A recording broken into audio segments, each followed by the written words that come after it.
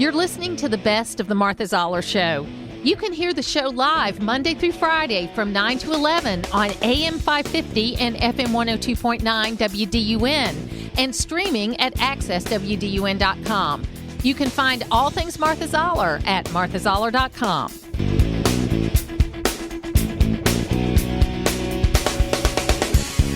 We have a Republican House with a Democratic Senate and a Democratic White House. I think it is a victory for Republicans. I think it is a good first step. It is the Martha Zoller Show. That was Representative Buddy Carter from the 1st District. With a very different point of view is our own Congressman Andrew Clyde, who is in leadership in the House of Representatives, but there's a lot of opinions today. Andrew Clyde, first of all, thank you so much for being available at short notice. Thank you. Absolutely, Martha. Pleasure to be on with you. So tell us the good, the bad, and the ugly as far as the debt ceiling deal. Well, I will tell you that it's called the Fiscal Responsibility Act, but in my opinion, there's nothing responsible about it. Okay, one of the most egregious things it does is it increases the debt ceiling to an unlimited level. There is no limit to it whatsoever. It's only limited by date, which is January 1, 2025. So it allows the administration, Congress, to spend as much as they possibly can until January 1, 2025, and that's going to be somewhere in the $4 trillion plus dollars. And to have that kind of an unlimited ability to spend is incredibly dangerous. You know, just in February of this year, February 1, Speaker McCarthy now said that the greatest threat to America is our debt. If the greatest threat to America is our debt, if that's true, and he's been saying that for a very long time, and I agree with him in that, then we have just exponentially increased the greatest threat to America here. So that's number one. That's why this is not a good deal. It's a very bad deal.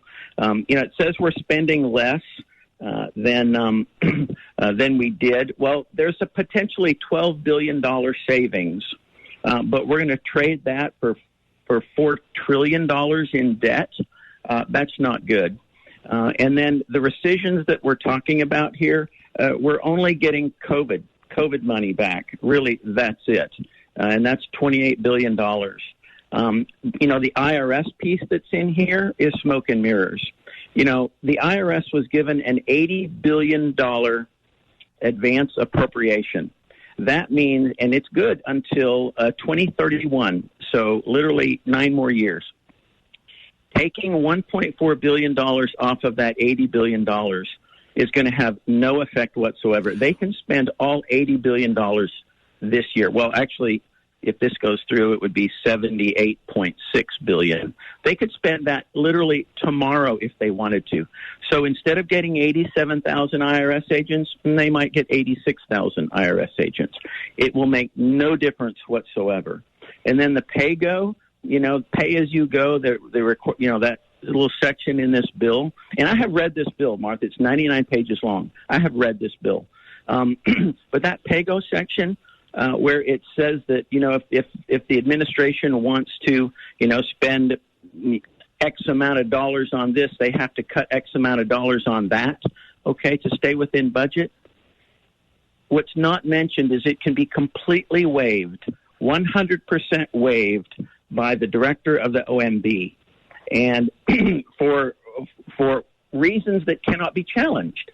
So it's worthless. The pay-go is absolutely worthless. Have you spoken to the speaker? Have I spoken to the speaker? Right. I have. I was on the call on Saturday night. Okay.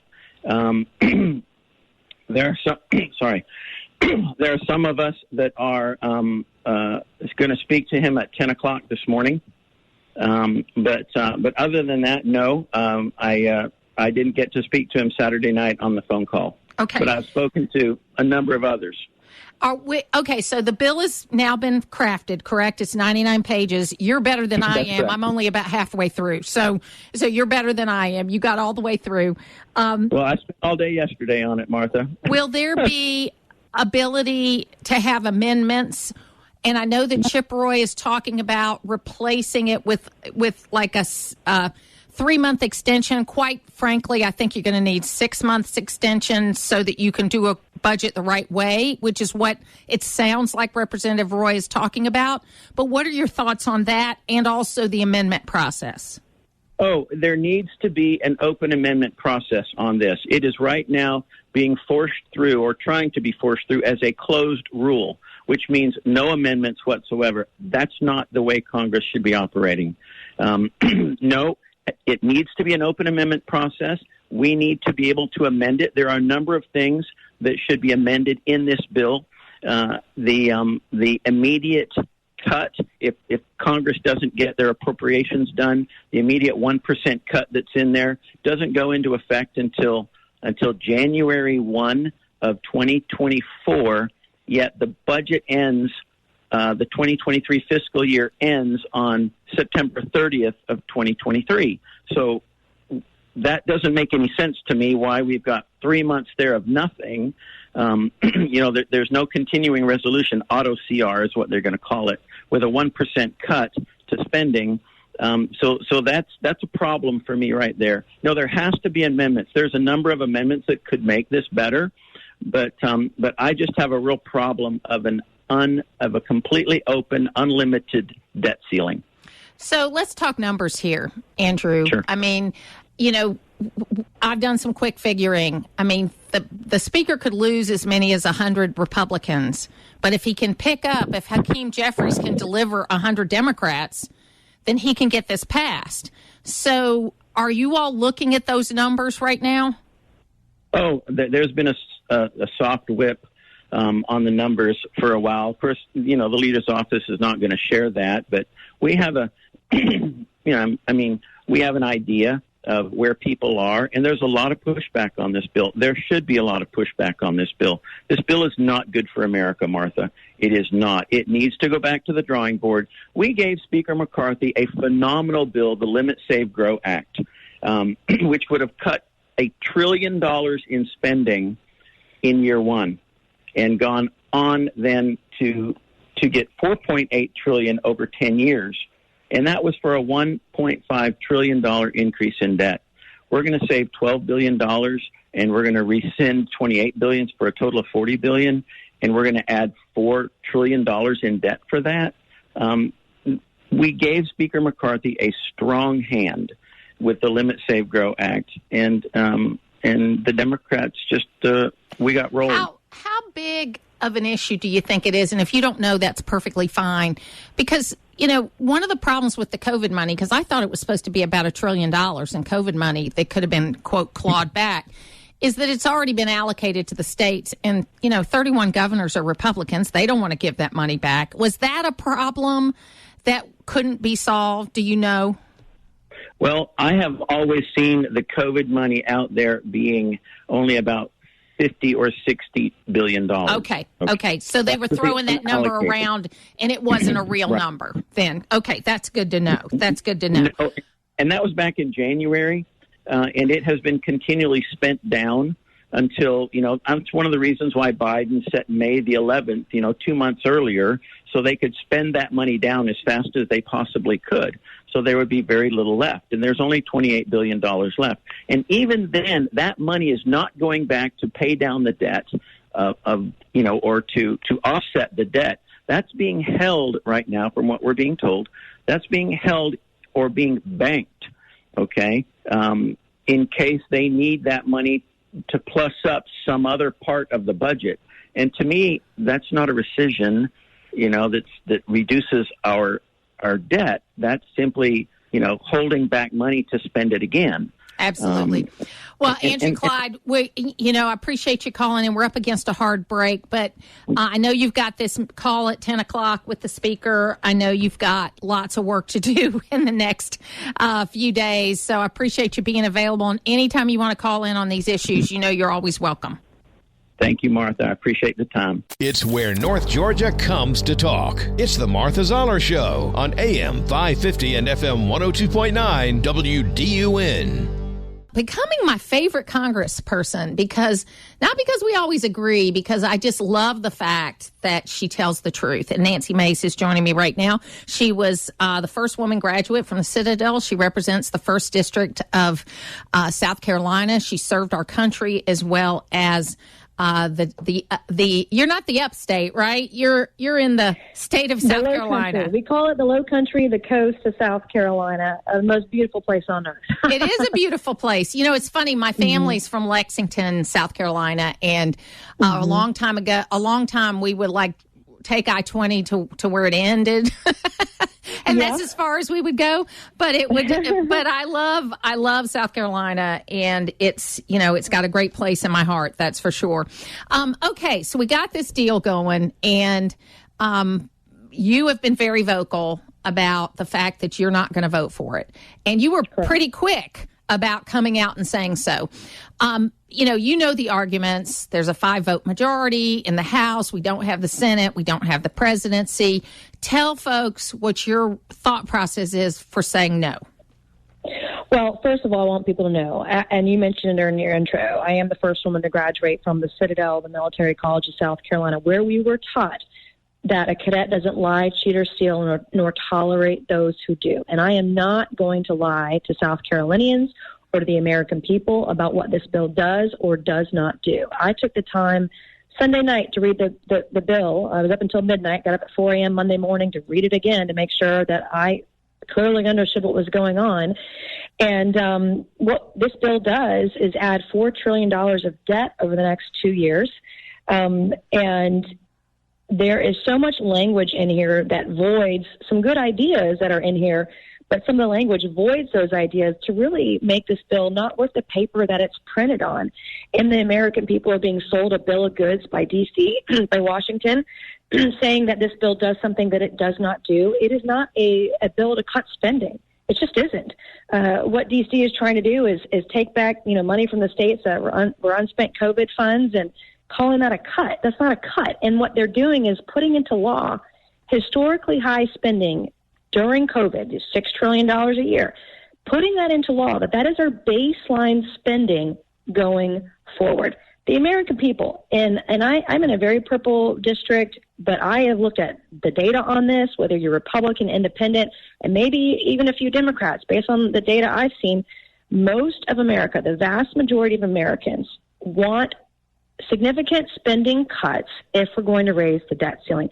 This bill doesn't even have a cap to the debt ceiling. I mean, it's just a free-for-all, essentially. And one person, the director of OMB, can waive the caps and have the full sole authority to spend money on any program that, quote, needs to be delivered. It's insane that this is where we are. We would have been better off voting on a clean debt ceiling, which is what Biden wanted to do in the first place, than passing this bill.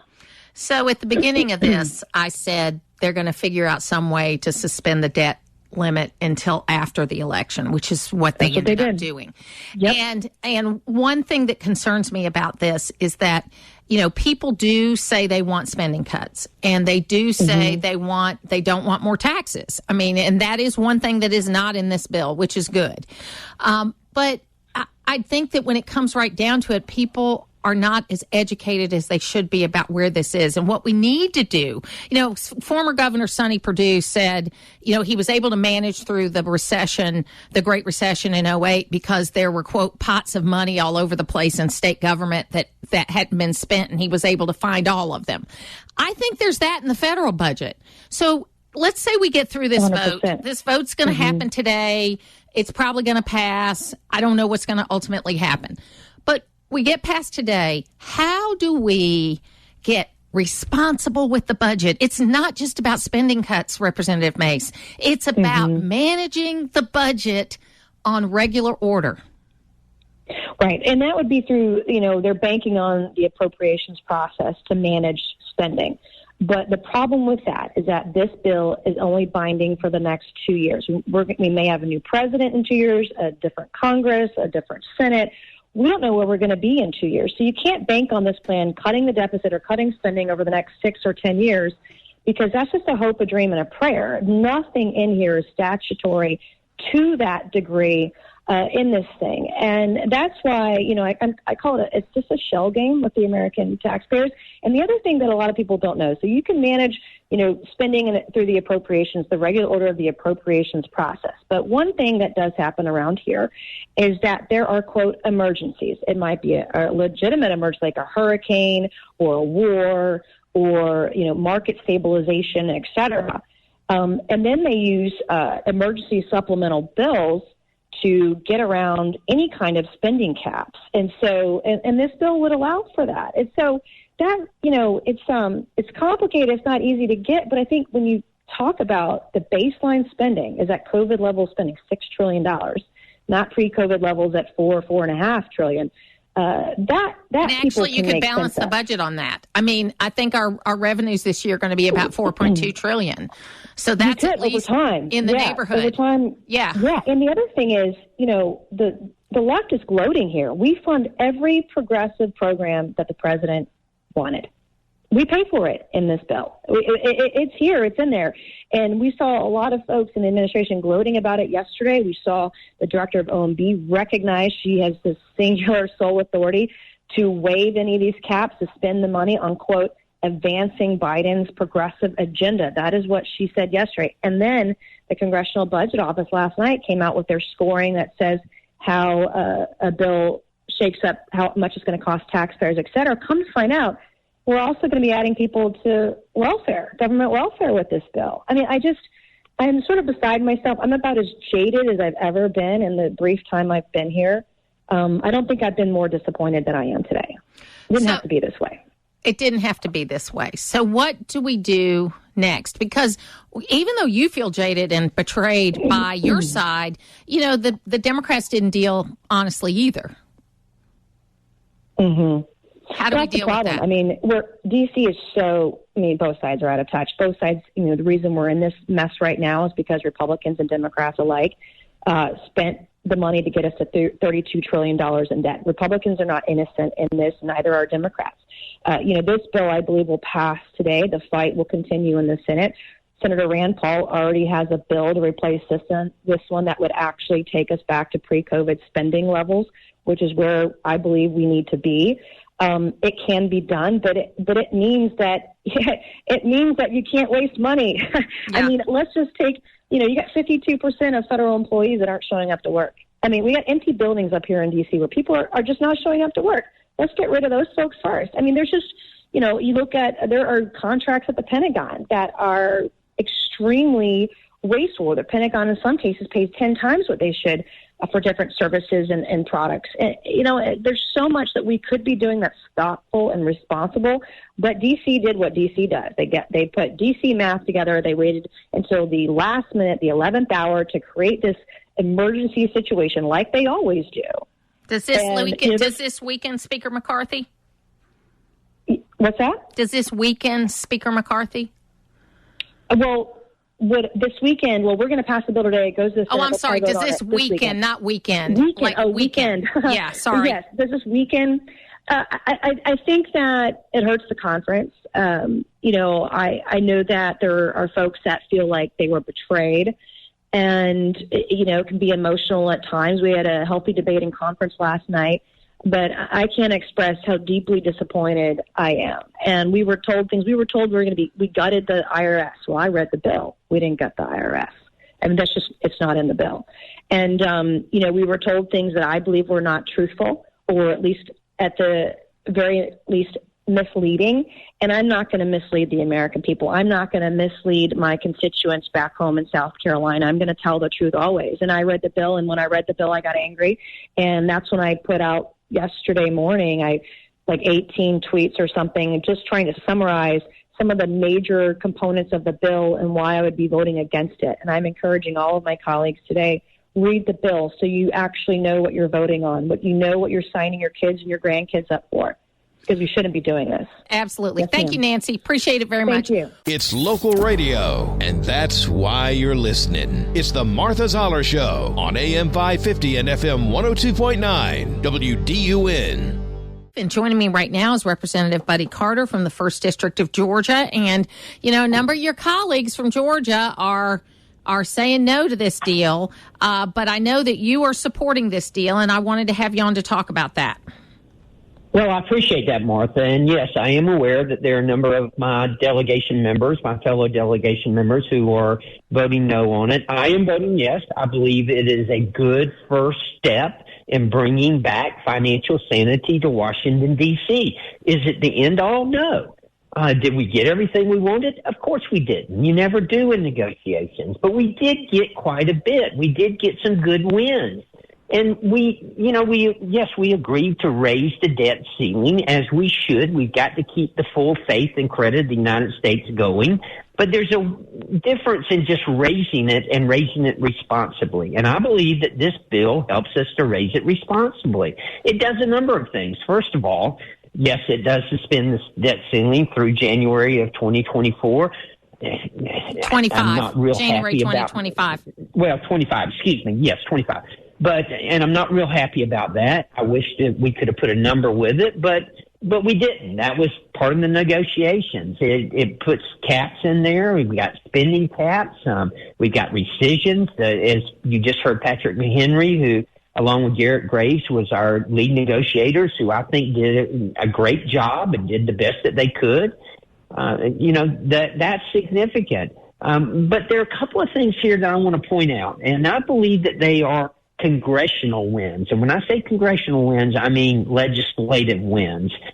For too long, I've been hollering about the fact that we have conceded too much power in the legislative branch to the executive branch. Well, there are two things here I want to tell you about. First of all, we all know that the president wants to forgive student loans, which I don't think, and many people don't think, including Nancy Pelosi, that he has the right as a member of the executive branch to do that. The Supreme Court will rule on that later. But what this bill does is it says that the student loan payments will start back within 60 days, in 60 days after this act is signed into law. That's good. That's a win for the legislative branch.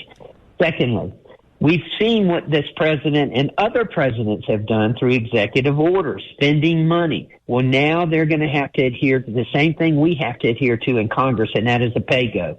That is, if you're going to spend money, you've got to identify how you're going to save that money in the budget. So it's got to be revenue neutral.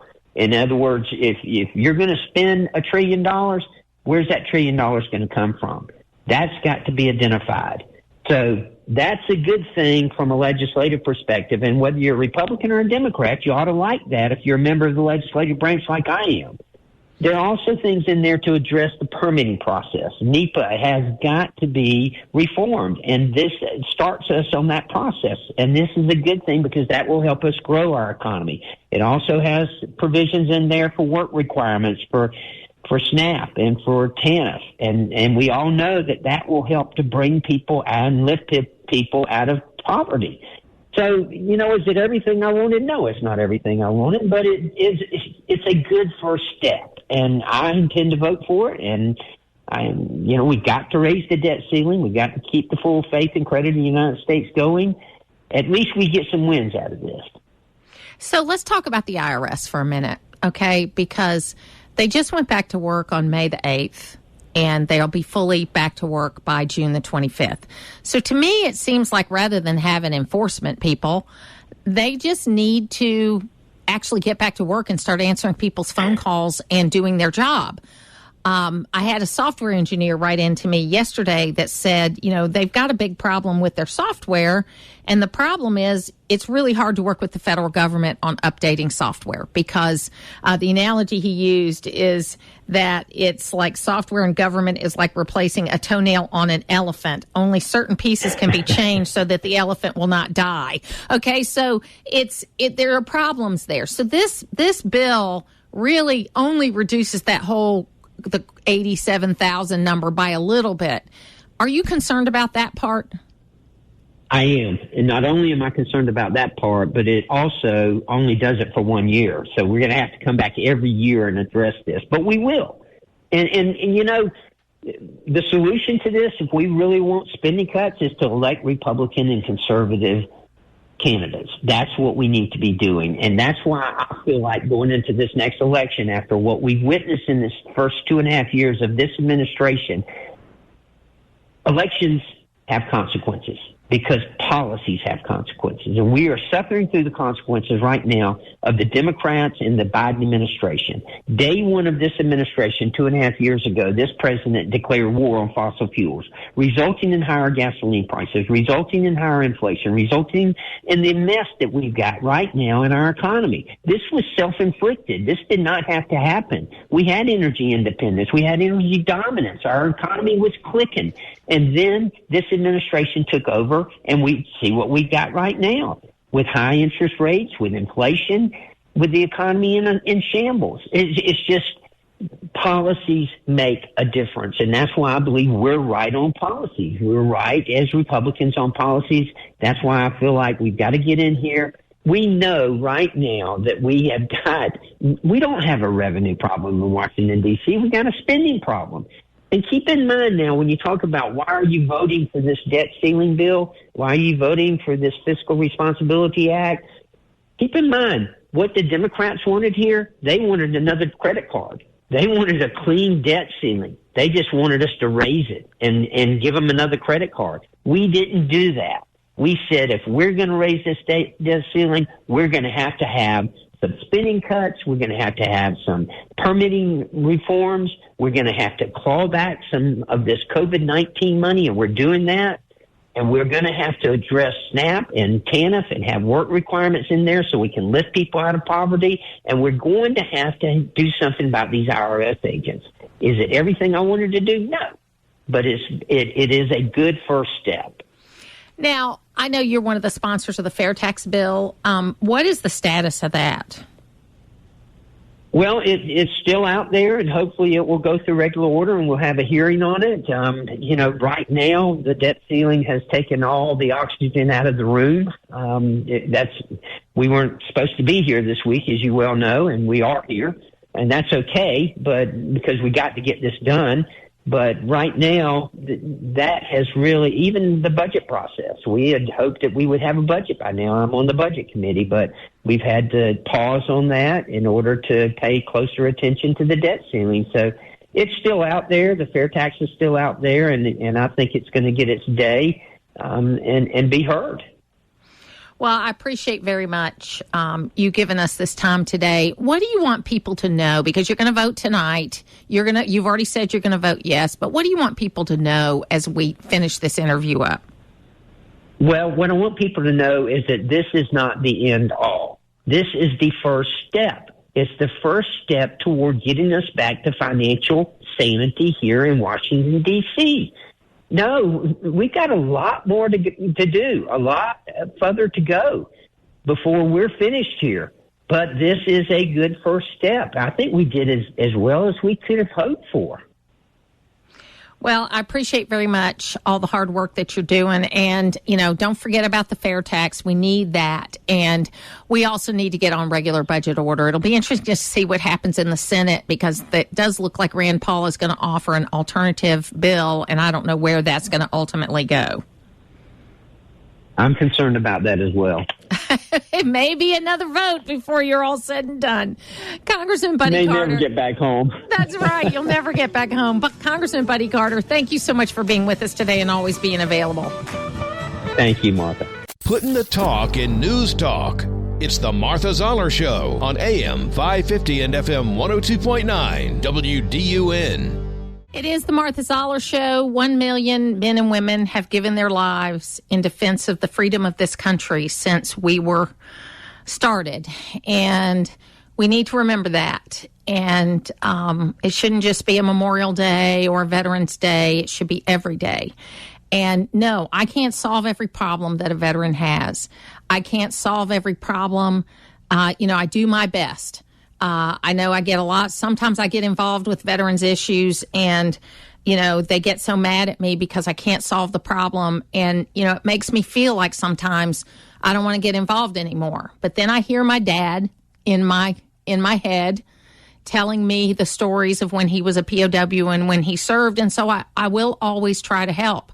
I am not always successful, and that is difficult for me. But it is something that we need to deal with. And when we deal with families, we have to understand that, that there's more than just those that died. There's the family that's left behind. Every day is Memorial Day for them. Then there is also all of the men, women, children that are affected by committing ourselves to war. And if we are not going to fight to win, we should not put boots on the ground, because there is a great cost to that.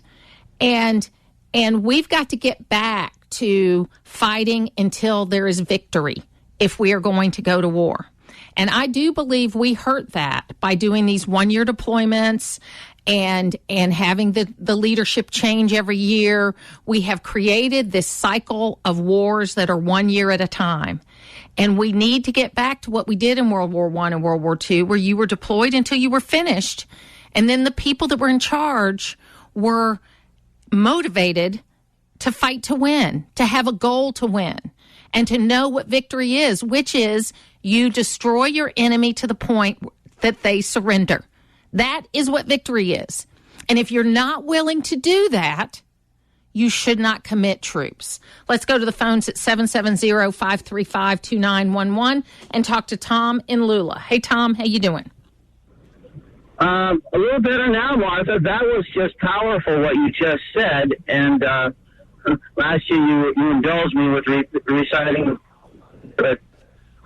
and one of the lines was, "Don't take us home until we've won." So thank you for what you just said. But before you said that, I called to say thank you to the VFW post. I think it was 7220 in Habersham County, where I attended with my wife a service yesterday. And I tell you what, Tom, you are cutting in and out really poorly, so we're going to put you back on hold. We're going to see if we can get a better signal for you, and then we want to definitely have you back on. Tian in Miami said, I hear the concern in your Georgia congressman. If with the negotiation efforts of Speaker McCarthy, this bill continues so much spending. However, the prospect of defaulting could be much worse. Also, the original bill that was presented by Speaker McCarthy was great, but the woke Democrats would have blocked it, and President Biden would veto it. I only hope our country can navigate through this horrible presidency of Joe Biden, or should I say Joker Biden. Trump or DeSantis don't seem so bad, do they? That's from Tian in Miami. And then we got a message from Andrew Clyde that's something he didn't get to, wanted to include. Also, didn't get to addressing the issue of default. The 14th Amendment actually requires us to prioritize the servicing of our debt. We always have enough money coming in every month to pay the interest on our current debt. As long as we do that, we will never go into default. When speaking of default, Secretary Yellen consistently uses the term all our obligations, not just debt. They are very different terms and should not be confused. Default only occurs when you can't pay interest on the debt. Honestly, there's a bunch of our government that doesn't need to be funded and should be eliminated. And I agree with you on that. And you know what? Probably 80% of the government could be funded if we got to the default. The problem is what will happen to the markets, what will happen to individual working people's 401ks. That's a challenge. And look, I know it's easy. It is a difficult decision that Andrew Clyde is having to make, and Buddy Carter, who is going to vote for it, because you're not only making the decision for yourself, you're making it for your constituents. And it's a gamble as to whether, if we go past the date, I'm not going to call it default, where we only pay 80% of our obligations, will the pain to people that are about to retire, who've saved money all their lives, be so great that it creates a bigger problem than managing the budget? That's the question they're having to answer. It's a tough question. That's why we ask people to serve and make these decisions. But what I will say, Andrew has been available, Andrew Clyde, to talk about these things, and I understand where he is. He and I might be a little different on what we would do, but our values are the same going forward. I am a little more concerned with how it's going to hurt regular people in the short run, okay? And I know you should think long term, but I am a little concerned about how it will affect the savings and investments of average people, because when they like to talk about, quote, big corporations in the stock market, That's a whole bunch of people's 401ks that are invested in that. That's a whole bunch of teachers' unions and, which I know you don't like teachers' unions, but they do invest for people's retirement, government retirement, personal retirement. My husband and I have been self-employed most of our lives, and every dollar we have either earned or earned interest on. So when we lose money because of a decision that government makes, it's painful, okay? So I'm not saying it has to be perfect, but I understand the dichotomy of you've got two strong conservatives, Buddy Carter and Andrew Clyde, and they are at different points on this. But let me just tell you the truth that's going to happen, okay? Kevin McCarthy can lose about 100 Republicans as long as Hakeem Jeffries can deliver 100 Democrats. And then the bill's going to go forward. So I think that's ultimately what may happen. To hear the full versions of last week's Martha Zoller shows, go to the podcast page at accesswdun.com, and you can follow me on social media at Martha Zoller.